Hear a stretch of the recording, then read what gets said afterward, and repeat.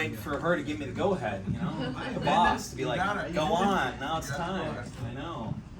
So today we're going to talk about, I think the email on the invite said market validation funnels, plural, but it's singular.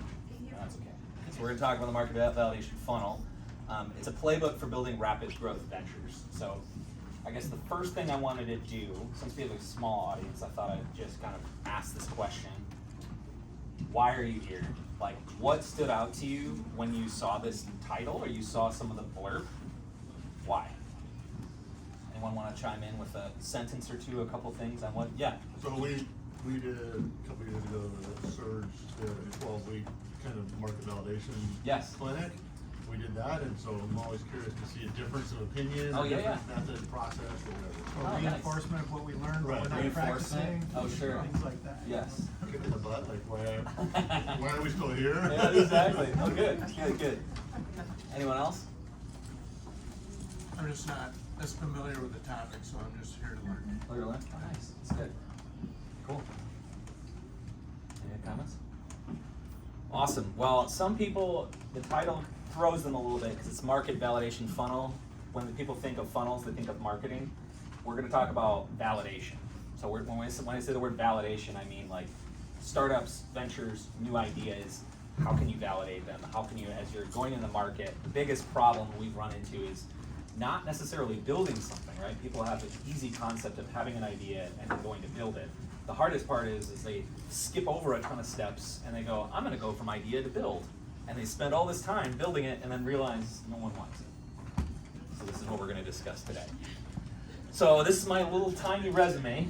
So I built 13 startups, failed at most of them, and learned a lot of what not to do. And then I recuperated as an entrepreneur, I will say. It's much like a sine wave. So all the stress of trying to bring money in and living on ramen noodles gets to you after a while. So you kind of recuperate in larger companies. And I learned a lot of big company stuff, I would say. So, and then I went out to Silicon Valley for a period of time. I went out for 3 years, co-founded a startup out there, was VC funded. And I was the dumbest person in the room, and I loved being the dumbest person in the room, walking in with just such smarter people than me. But I learned out there how to build the right thing. And that's what all that experience has transformed into City Innovations today, which today the mission of CEO of City Innovations is, as a venture studio in Grand Rapids, is to help people build the right thing. And this is how we do it. And so when we're going over this, I think I mentioned prior to this, we were talking about market validation funnel is a framework we came up with at City, and we're wanting to almost open source it to everyone to say, make it better, let's refine it together. We want people to take this framework and use it and make it better, validate cool products and solve problems. Can you define venture venture studio? Venture studio? Like start Yeah. Same So thing, venture or? studio, for us, we actually have 2 target customers. We work with entrepreneurs as well as entrepreneurs. So we help them with bringing new startups to market. And so on the entrepreneur side, it's with larger companies. So one example is like Gordon Food Service. We help them with some of their startups as they're rolling out new things every year. And then on the entrepreneur side, we either co-found or we coach. So those are the 2 things. And so as we co-found, we co-invest. So we actually invest in startups and we help them by providing some of the methodology, some of the team. So we have a good sized team to actually help with market validation. That's what we focus on. Our entire team is really market validation people, growth hackers. So I'm gonna query the audience here. How many people have built something new and brought it to market? Just quick. Got a couple. Okay. And when I mean something new, you could be in a larger firm or another startup and you're not necessarily founding it. How many of you out of that group have built something and failed? I have. That's why I started that way. I was like, I failed at like 9 out of most of the startups I failed. So if we take a look at, I don't know if you guys have ever Googled why startups fail. There's all these reasons. So this is from Forbes. So they queried 101 kind of post-mortem startups. And up top you see, I can read some of these because it might be hard to read in the back, but it's like no market need is the top one. Ran out of cash, not the right team, got outcompeted, pricing cost issues, poor product. There's all of these different reasons. But if you were to actually look at all these and categorize all of these different reasons, most of them could be put into this bucket of they failed to build the right thing fast enough. So even if you look at, they ran out of cash. Well, if they found the right thing earlier and started generating revenue, they would not have ran out of cash, right? Not the right team. Well, obviously, they didn't have the right team. They didn't build the right thing, which allowed them not to build the right thing fast enough. So a lot of these things could be put under that. That's the focus of what we're going to talk about today. I like to think of startups like this. Have you guys seen this motivational poster? Success, and it's a huge, anything under the waterline, there's all these things under there and you just see the top. That's, I feel like, how we view startups. So we think this is the short line. Someone had an idea, something was built, everyone loved it, a unicorn was born. For those of you guys who don't know, a unicorn is just $1 billion valuation of a startup. So that's what I thought when I first started. I was like, all you need is the idea. This is great. You just go build it and they'll come and it'll be wonderful. That's not how it is, as we all know.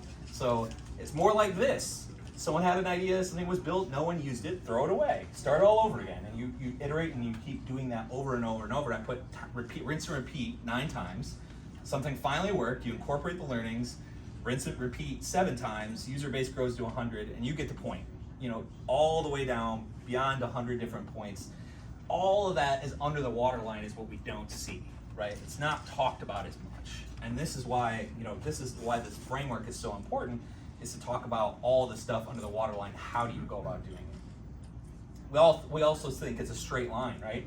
Idea to viable venture, that's just the simple path. So, how many times have you guys put together a roadmap for a new venture and then realized your roadmap was wrong? Almost everyone. I put this down here. I don't know how many of you have watched the movie Field of Dreams. It's an older movie. Went out in the middle of nowhere. I built this baseball diamond. If you build it, they will come. It's the voice in his head. That's what everyone thinks it is, right? It's a straight line. If you build it, they will come. When really, what we're doing is we're saying, entrepreneurs, we're taking usually this one idea and we're investing all of our time and energy into it, and they put one very large bet, right? They just say, I'm going all in with one bet, when really, I think some of you guys went through some of the Surge stuff. You guys know, really we should be taking these smaller bets. And the question we're gonna get to in a minute, or the answer, is how do you go about taking those smaller bets? When in reality, it looks like this, that straight line, it's really squiggly, right? So it's more like, okay, we're gonna build something and pivot 10 different times, figure out what people don't want, build something that people like, and then finally arrive on something that everyone loves. So I'm gonna ask this to you guys, how many have read these books? Lean Startup, Eric Ries, Steve Blank, any of these books, yeah? Very smart people. And these are the kinds of people that, so one of the things I noticed when we're reading this, I'm gonna skip one slide, they provided excellent theory. If you've read those books, Eric Ries is really good at giving these story-driven kind of lessons, I'll say, and these experiments they ran on trying to find how to build the right thing. But there's not necessarily any playbook that we found. It was more like, here's kind of what an experiment looks like. And if you look at Steve Blank's stuff, it's very academic. He's a professor. And so he goes into a lot of different frameworks. And actually, most people that read Steve Blank can easily get lost, because it's like, well, there's customer discovery and customer development. What's the differences between those? And there's step 9 and step 12. And so there's a lot of confusion on it. You either have on the far left, you've got someone who provides great theory, and then Steve Blank, who provides a lot of academics. So we wanted to kind of fit somewhere in between that said, what's a simple framework that everyone can follow? And that's really what born this market validation funnel. So we created this so that it's a simple framework. It's just 3 steps from idea at the top all the way down to viable venture. So that's kind of what we're gonna dig into today. So the first step, you've got this idea at the top of the funnel. We call it a minimum viable model. And then we're gonna go to a minimum viable learning, and then we'll go to minimum viable solution. And out the bottom, you've got kind of a minimum viable product of something that is a viable venture. So talking about minimum viable model first, how many of you guys have used the business model canvas? Yes, that's what it's based off of. So minimum viable model is basically helps the entrepreneur think through the business model and its assumptions, and treats the business more like a hypothesis. So we took how many of you guys have heard of, I think you guys are lean, right, at Surge? So you follow the lean framework? So this is actually technically the lean canvas, but we've added 2 things to it, and I'll share with you the things that we added. So the two things we've added, so you've got this lean canvas. Step 1 is take the lean canvas, create the business model. But the 2 extra steps we added was a confidence scoring. So on each of the quadrants and sections of the lean canvas, we add a confidence score. We'll talk about what that is, what that looks like. Basically, it's a red, yellow, green score. It's an indicator of how confident are we in this being correct, this part of the business model. And then the third thing is the assumption modeling. So then after that, we ask the question, why? Well, why is it red? Why is it green? Why is it yellow? And that helps drive assumptions in our model. And so then that helps drive towards the next step. So we'll go over the minimum viable model in a little bit. So this is the lean canvas. I'm sure you guys have seen this. If you haven't, Google Lean Stack, Ash Maurya, great stuff. Or go through the Surge Academy. Go through the Surge Academy, one step better. So this is the lean canvas. So we add this confidence scoring on top of it. We say red, your mom thinks it's a good idea, right? So, or even better, your board thinks it's a good idea, right? The people in the room closest to you think it's a good idea. It's red. It doesn't mean like, even if your friends are in that market and you're like, hey, what do you think of this idea? They're gonna tell you it's great because they like you, right? So it's red. So yellow is you've qualitatively validated it through research. So that includes user interviews, surveys, market research. So all of the qualitative steps that you can get to where you have 5 or 6 people, or 10 people, 20 people, that's such a small sample set, you can't really turn that green. It's not quantitative, but it's good qualitative data. And then the last step is you've quantitatively validated through running market experiments. And we'll talk about what market experiments are for those that are not familiar. So this is what it ends up looking like. So you've got, I just put reds. Generally speaking, when you first create a business model, the idea is it's gonna be red, right? You may have some yellows. Maybe you've talked to some users, maybe you've done that, and you could argue some could be yellow. For the most part, when you're first starting out, it's gonna be mostly a red canvas. But there's huge benefit into doing it this way. What we found is because all of a sudden, one of the problems we saw with the lean stack, or business model canvas in general, is the fact that people would create this and they'd check it off. And they go, I'm done, and they'd never revisit it, ever.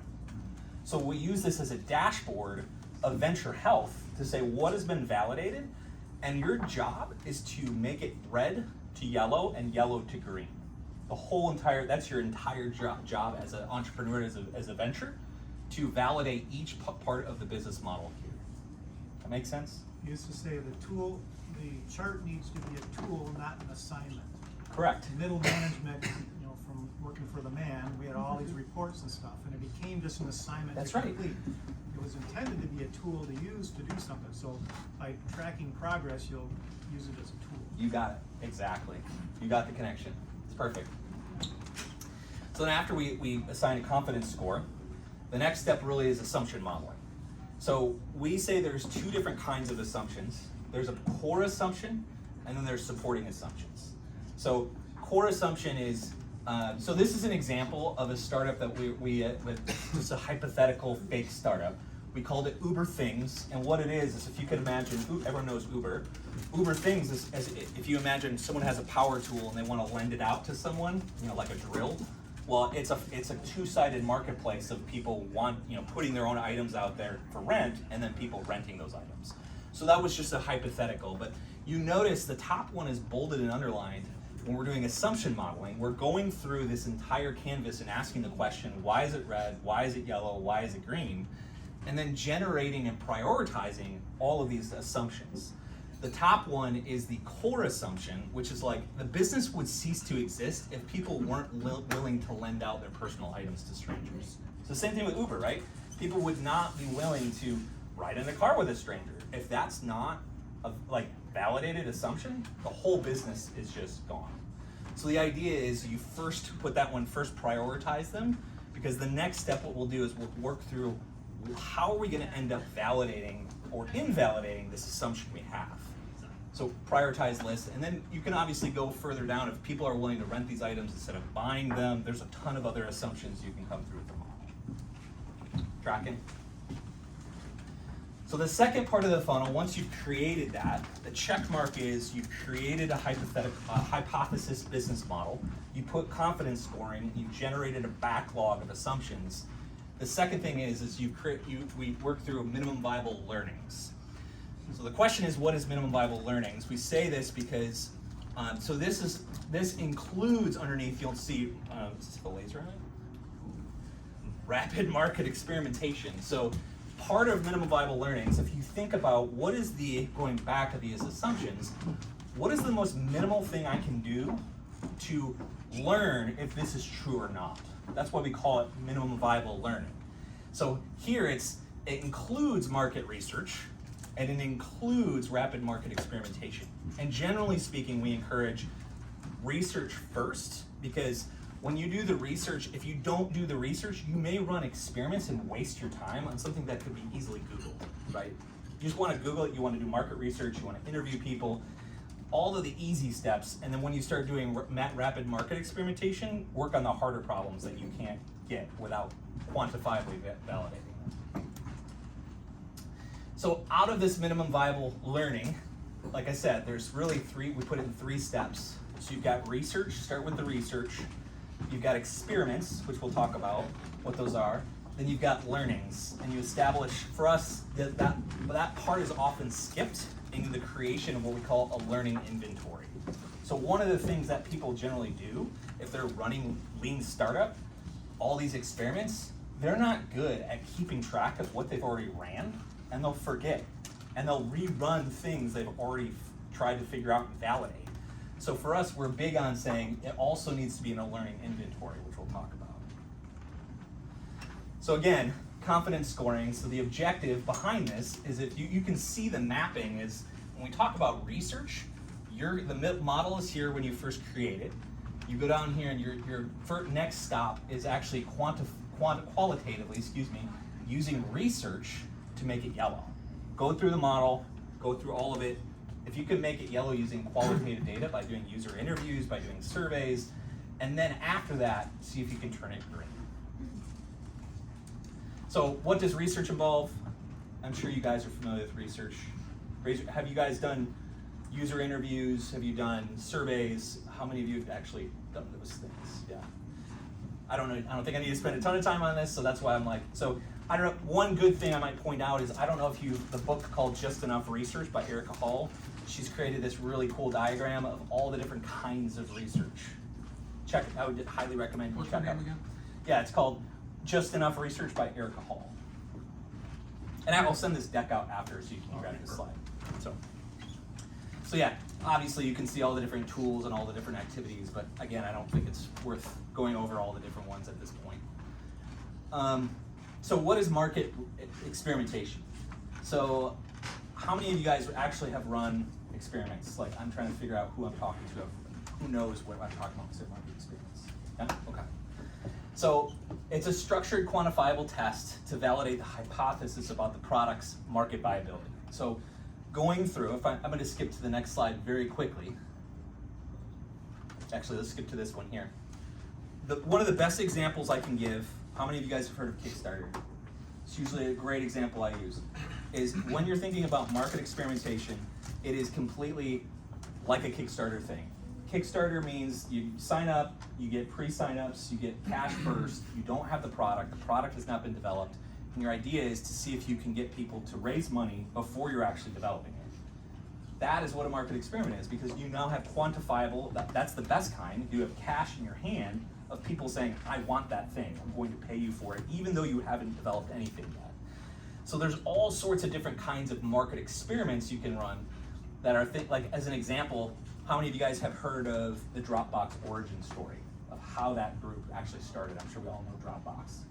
So Dropbox, they created a 2-minute explainer video. They sent it out to a target market, got over 250,000 pre-signups, and they actually used that to go to their investors and said, hey, we have 250,000 people signed up for this thing. Do you want to invest? That was a market experiment to gauge interest prior to them actually building it. So it's an example of like an explainer video. There's also, you know, if you have an existing product, this also works well too. A lot of people just think it's only for new ventures, it's only for new things. There's something called, like as an example, an experiment called a shadow button. We've done this many times with our clients, is you put a fake button on like for a feature, see how many times it's clicked on, click on it, and it says this feature is coming soon, and it says enter your email address to get notified. Have any of you guys seen that on any of the websites? It's to drive whether or not they should actually create it. So that's the idea of a shadow button. So, and you guys have seen, the more common ones are fake landing page experiments, right? So you guys have seen this where it's like, what you need to do is just create a fake landing page with a product offer, kind of like a Kickstarter, right? Here's the product, here's the offer, here are the different price points. Sometimes they'll, even if you're going back to the business model canvas, maybe you're testing your cost structure. You might have 3 different variations of a landing page that have different cost points, sending out to the same target market, different segments of people, test which one has a higher click rate. That's a great way of testing to see what you should price your product at. So these are examples of, and one of my all-time favorites too is a Wizard of Oz approach. So too many people, we'll talk about this a little bit more on the minimum viable solution, but too many people think way far ahead of scale and like how let's build something to scale, when really, so as an example, we worked with an AI-based startup that had this idea of, hey, we want to bring something to market, a new feature, a new piece of functionality that the user uploads their data, spits back a dashboard, runs it through an AI model, and recommends what they should do as next steps. That's a high level of what they wanted. So what we did instead is we said, why don't you upload something, and then it says now crunching your data, come back in 24 hours, and the current dev team manually created the dashboard in 24 hours. Wizard of Oz is like, the developers were behind the curtain, right? And so that helped them pre-sell the first 5-10 customers so they could develop the thing. So that's the idea of some of these. Just not like Theranos, right? Yeah, not like Theranos, yeah, not like that, not like that. Exactly. So does that make sense? I'll pause here on market experimentation. Is that all making sense on market experimentation? Okay.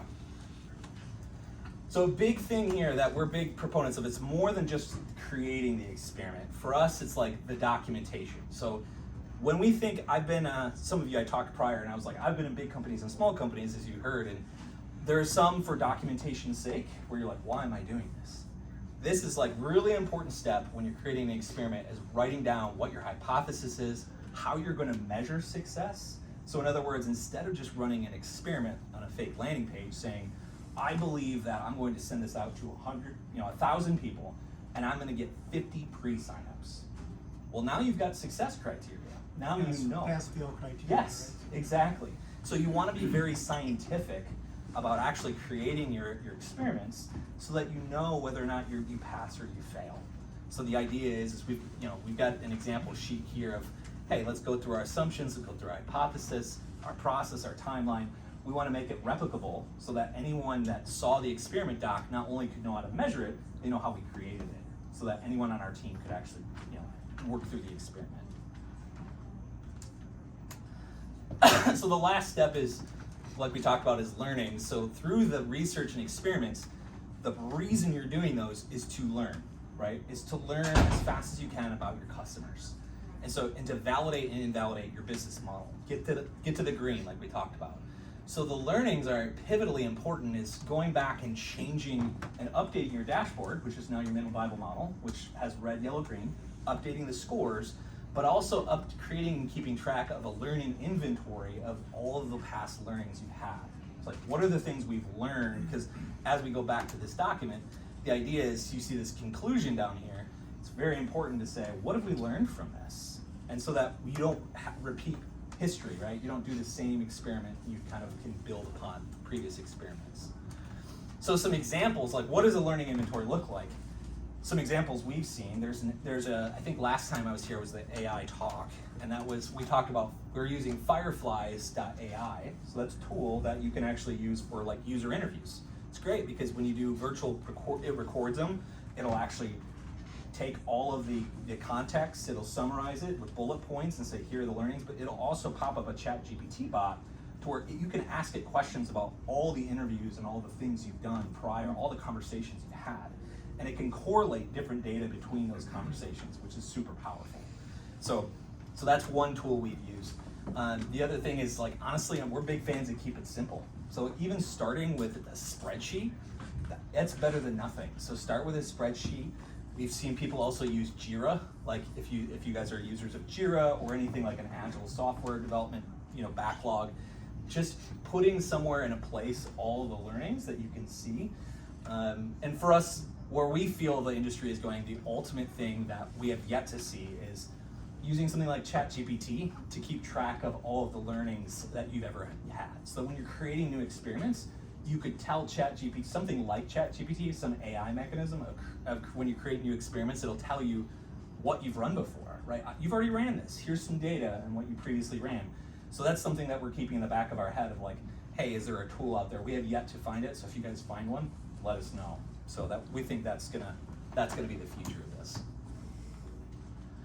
So the last step is minimum viable solution. So one of the things that we've seen, so how have you guys seen in minimum viable product where there's just different definitions? How many of you have heard of MVP? Like, I'm sure almost everyone has heard of MVP.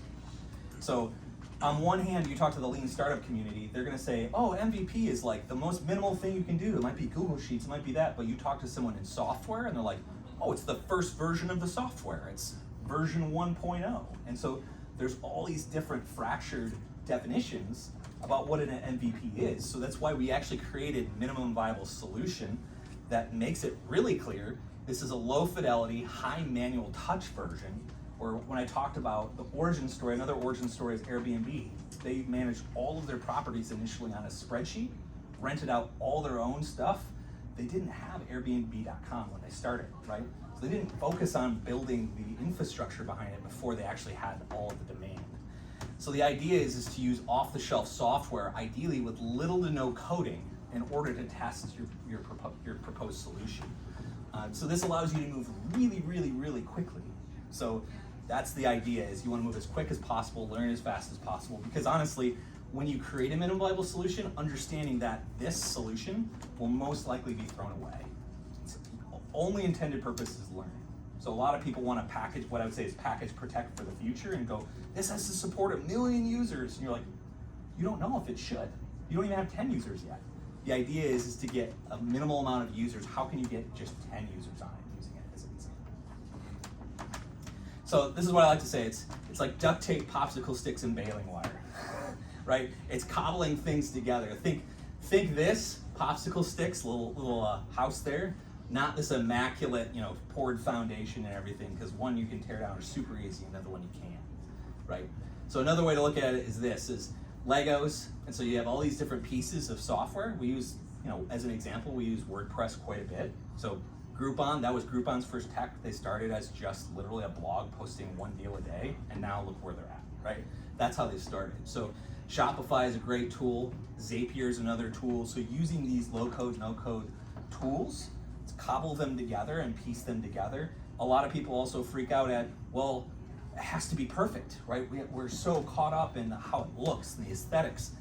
My response to that is you're focused on the wrong market then, because you should be focusing on early adopters. If you're solving what I call an aspirin problem, not a vitamin problem, they're not gonna care, because you're solving such a deep needed issue in their core of who they are, that they're going to pull out their wallets and they're gonna pull out there and say, this is amazing, I wanna use it. So focusing on early adopters. If there's some people that are concentrated on aesthetics, they're probably late market. They're probably not who should be focusing on in the early stages. So how do you do it? So for us, what we do in creating a minimum viable solution is research and evaluate options. So we look at parallel markets. We look at open source technologies, right? So we've even scoured, there's some complicated systems that we've even scoured GitHub to say, has someone created something that we can adapt to what we need? We'll do that too. Now that's kind of what I would say a last resort, because that's more low code, but for us that's an option. And then assemble all the pieces together, think Legos, and then run them as a larger experiment. So what I mean by that is, this is an experiment. This should have a start and an end date. This should be assembled. It should be not, this is going on forever. There should be a definitive, hey, what are we gonna learn from this? What is our goal? How do we know if it's successful or not? So we created this chart, which I'll send out afterwards, that has all of the different stages and what the primary objective is, and a word to describe it, the cost. So as an example, minimum viable model, it should take you 1 to 3 days to create.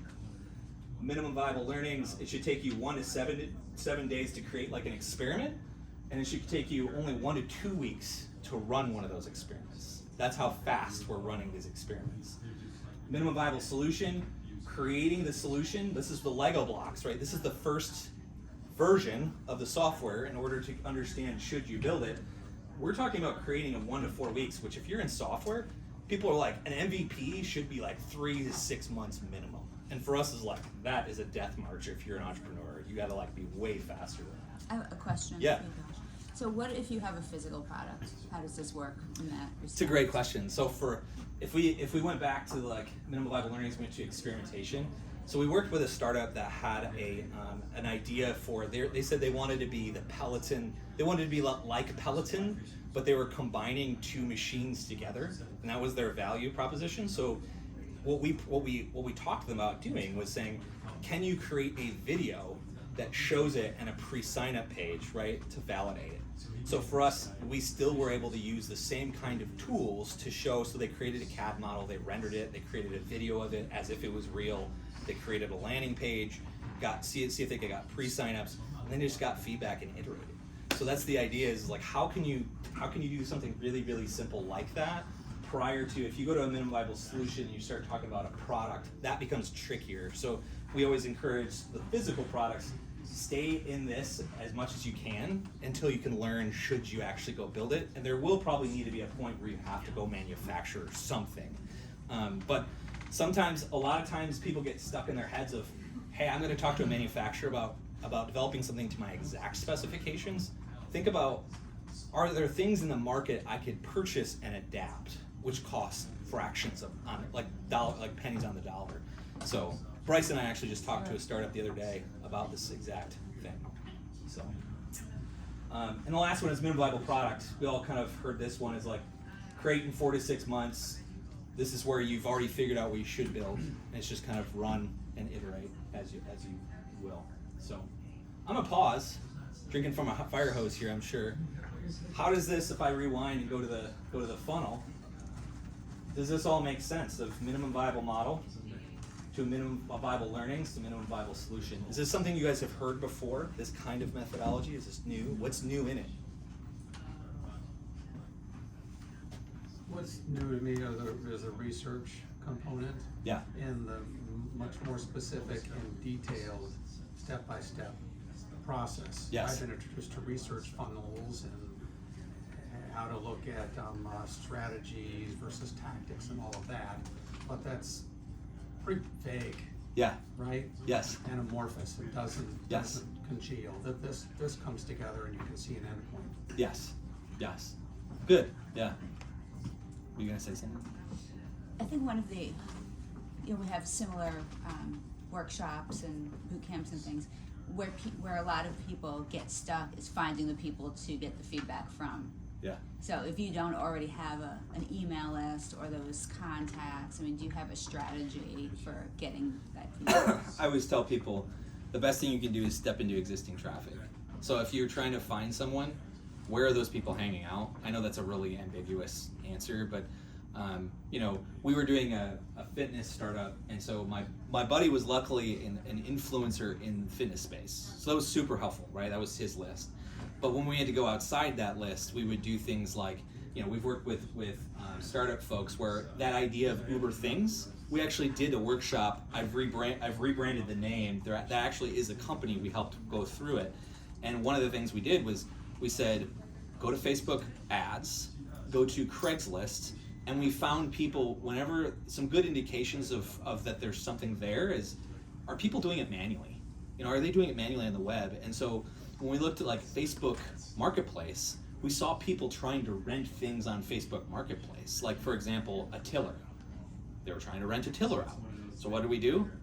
Hey, you have a second to chat about this? Pick up the phone, literally call the person that's renting the tiller and ask them a bunch of questions. And generally people are pretty open to asking it, but that's what I mean by stepping into existing traffic, and it's just hustling and figuring out where are they. Yeah, well, there are those one-on-one conversations, and then there's the example. We sent this out to 1,000 people. It's yeah, like, yeah. So it's like Oh, doing that yeah. targeting. That's a little trickier, yeah. I mean, with Facebook ads, you could do some of that, but it really depends on, where are you going to run those experiments? That gets a little trickier to figure out, right? Yeah. Any other perspectives? New? I'd be interested to hear from some of the people that went through the search stuff. Like, is this different, or is this the same? I think it's another level of resolution within that. It reminds us of the stuff we learned, and it gives more detail. Brian and I are engineers, right? So Yes. we need a bulleted list, no less than 5 points. It's got to be more than that. But so I think it just reinvigorates us to go through that process, get the chart out, start to fill this out. Yes. We had started that process for a product for sports bars and made some good progress there, and then COVID came. And so we want to restart that again now. But then there's another product we have for the luxury yacht industry. Yeah. So, but I think it can follow the same process. Yes. For the sports bars, we need to go to the trade shows, or we need to go to the chains and talk to them. For the yachts, we need to go to the big trade shows. Yes. They're all in one spot, physically in one spot in one city. So Yes. we know what we need to do, we just gotta put the plan together. Put the plan together. Yeah, that's right. Cool. Good. So it reinforces what you guys learned. Yeah. What about people that haven't gone through Surge? The Surge stuff.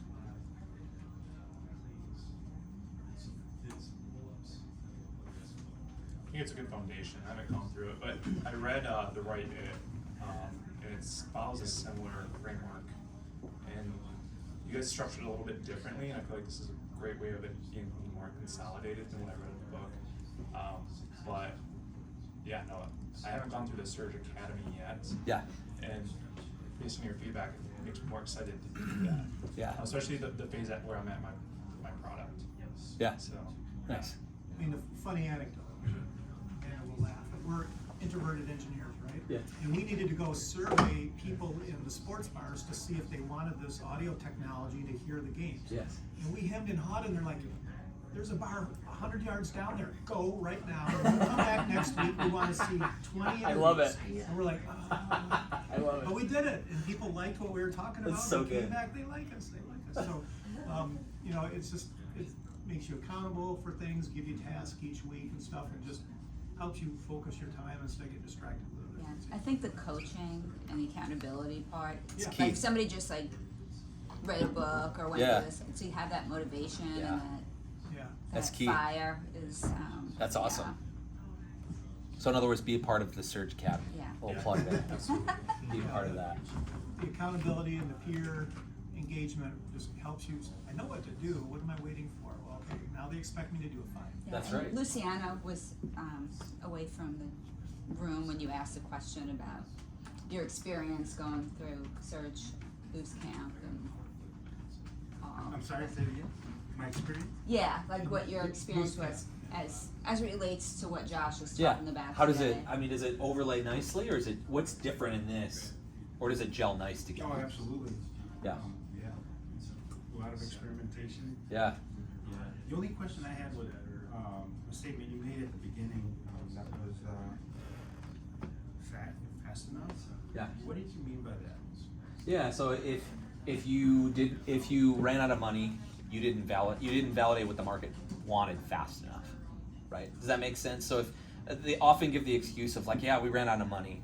Okay, well then obviously you didn't figure out what the target market wanted fast enough. That's what I mean by that. Because if you Get to do it revenue before you run out of. correct, yeah, you didn't get to revenue fast enough to Okay. hit that. Does that make sense? It does. I just had a question between like, once you figure it out and you got the product going and then you have it in the market, Yes. how fast enough do you go? I don't know, when you Well, get it- competitive products is another thing. We have an example with our investor on our one business. They're off launching another little audio product. And they went from, this is a great idea, to let's build 1 million of them, or whatever, 20,000 of them. Yeah. They never got a purchase order. They never validated somebody was gonna spend money on it. Yes. They're literally sitting on $1 million of inventory. Yes. And AirPods just came out with all of the features that they have, plus 7 more. And Yes. so they're obsolete. They're obsolete. You know, so we're gonna make sure we avoid not doing Yes. what they did there. That's right. Too often we pre-optimize and we're like, we're gonna skip all this validation stuff and go, it's the idea, we need to order a ton of these. And then you're like, oh crap, we didn't validate it. Yeah. Yep. What's low code, no code man think?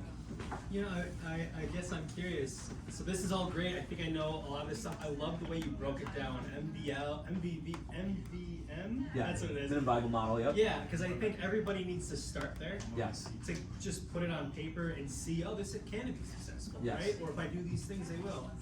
And the end goal being a minimum viable product, that's awesome. My question to you though is, what happens after that? Like, when is the investment? When do you go? When do you make the decision between bootstrap and funding, or what do you need to do to show that? Well, I think it's a good question. I always answer that with, why do you need investment? I answer it with another question, Yeah. right? Because it's like, because oftentimes if you were to go through this process, this is a great way of bootstrapping, right? I'm an advocate of bootstrapping, to be honest. So it's like, how can you go from idea to where it's like you could actually start to get users and revenue without an investor? Unless you have a physical product. Correct, unless you've got a, like, if there's some, I would say, capital chasm, I call it, like, you can't because of a capital reason, that's usually a good reason to talk to an investor, where it's like, because they'll ask you that question, like, why would I invest? Like, why do you need me? And it's like, if you can prove there's a chasm there, and there's no other alternatives, and you've tried a bunch of the alternatives, generally that'll actually put you in a really good spot with the investor, to where they'll go, oh, well, that makes sense. You've tried all these other paths, and you've actually worked through a process. So, but usually, I'm a big advocate of, hey, bootstrap it if you can. Bootstrap. Yeah. So. I think this is great that, you know, going from theory to sort of practice, and even, you know, more specifically, like really practical practice, right? I think is exactly the right thing. This is great. I think there's probably 2 additional dimensions. Like if you were to go to the next level of what Sure, you're let's doing, hear it. There's this dimension that's kind of related to the whole, you know, the obvious software versus, you know, physical product. Yes. And even further complicated, big physical products. Yes. Right? Think, you know, Aptera or Oh, sure. original, you know, Tesla Roadster or something like that. So that's a dimension where I think the further you go away from software, there's probably different approaches and different methods that probably need to be thought through. The other dimension, though, is kind of the, you know, where there's a recognized problem to be solved, where people know there's a pain point. Yeah. You know, there's a clear job to be done. Yes. Versus the other end, which is, hey, we're going to introduce a new experience, Yes. new to the world experience, that people are going to absolutely love once they've had the experience. Yes. But it's really hard to, like, I don't know if I like that experience because I've never had that experience, Yeah. right? So, Yes. you know, how do you prototype to get the right signals when it's so amorphic in that way? Right? Yes. So Yes. those are just the 2 additional layers that I Yes. think are worth maybe thinking through or Yes. exploring maybe. Oh, I love those thoughts. Yeah, because I mean, well, the thought too. We always tell people too. I think the last point you were mentioning speaks a little bit to prototyping, right? And our thought is like, hey, can you do it in the MVL? Like, can you do it as an experiment?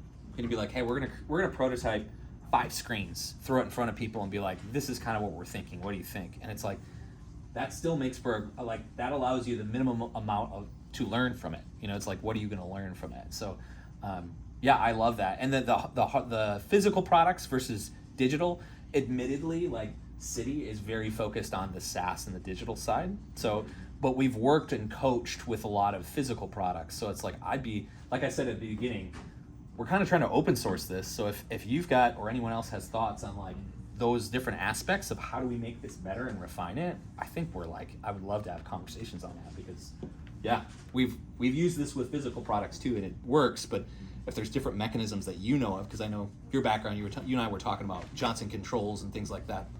Wonderful experience to add into that. So cool. Any other thoughts?